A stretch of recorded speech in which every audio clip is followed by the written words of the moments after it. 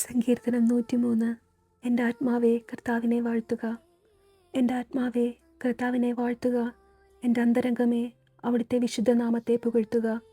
എൻ്റെ ആത്മാവേ കർത്താവിനെ വാഴ്ത്തുക. അവിടുന്ന് നൽകിയ അനുഗ്രഹമൊന്നും മറക്കരുത്. അവിടുന്ന് നിൻ്റെ അകൃത്യങ്ങൾ ക്ഷമിക്കുന്നു, നിൻ്റെ രോഗങ്ങൾ സുഖപ്പെടുത്തുന്നു.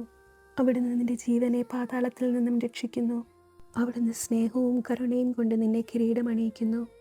നിന്റെ യൗവനം കഴുകൻ്റേതുപോലെ നവീകരിക്കപ്പെടാൻ വേണ്ടി നിന്റെ ജീവിതകാലം അത്രയും നിന്നെ സംതൃപ്തനാക്കുന്നു.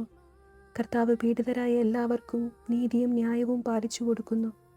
അവിടുന്ന് തൻ്റെ വഴികൾ മോശയ്ക്കും പ്രവൃത്തികൾ ഇസ്രായേൽ ജനത്തിനും വെളിപ്പെടുത്തി.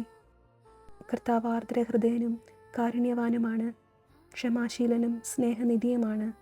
അവിടുന്ന് എപ്പോഴും ശാസിക്കുകയില്ല, അവിടുത്തെ കോപം എന്നേക്കും നിലനിൽക്കുകയില്ല.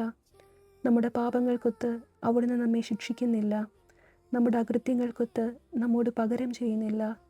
ഭൂമിക്കുമേൽ ഉയർന്നിരിക്കുന്ന ആകാശത്തോളം ഉന്നതമാണ് തൻ്റെ ഭക്തരോട് അവിടുന്ന് കാണിക്കുന്ന കാരുണ്യം.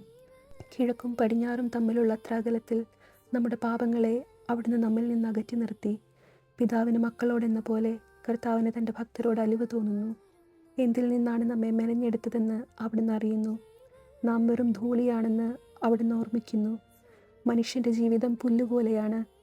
വയലിലെ പൂ പോലെ അത് വിരിയുന്നു, എന്നാൽ കാറ്റടിക്കുമ്പോൾ അത് കൊഴിഞ്ഞു പോകുന്നു.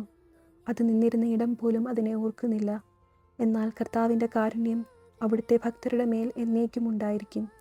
അവിടുത്തെ നീതി തലമുറകളോളം നിലനിൽക്കും. അവിടുത്തെ ഉടമ്പടി പാലിക്കുന്നവരുടെയും അവിടുത്തെ കൽപ്പനകൾ ശ്രദ്ധാപൂർവം അനുസരിക്കുന്നവരുടെയും മേൽ തന്നെ. കർത്താവ് തൻ്റെ സിംഹാസനം സ്വർഗത്തിൽ സ്ഥാപിച്ചിരിക്കുന്നു. എല്ലാവരും അവിടുത്തെ രാജകീയ അധികാരത്തിന് കീഴിലാണ്. കർത്താവിൻ്റെ വചനം ശ്രവിക്കുകയും അവിടുത്തെ ആജ്ഞ അനുസരിക്കുകയും ചെയ്യുന്ന ശക്തരായ ദൂതരെ അവിടുത്തെ വാഴ്ത്തുവിൻ. കർത്താവിൻ്റെ ഹിതം നിറവേറ്റുന്ന ദാസരുടെ വ്യൂഹങ്ങളെ അവിടുത്തെ സ്തുതിക്കുവിൻ. കർത്താവിൻ്റെ അധികാരസീമയിൽപ്പെട്ട സൃഷ്ടികളെ കർത്താവിനെ സ്തുതിക്കുവിൻ. എൻ്റെ ആത്മാവേ കർത്താവിനെ സ്തുതിക്കുക.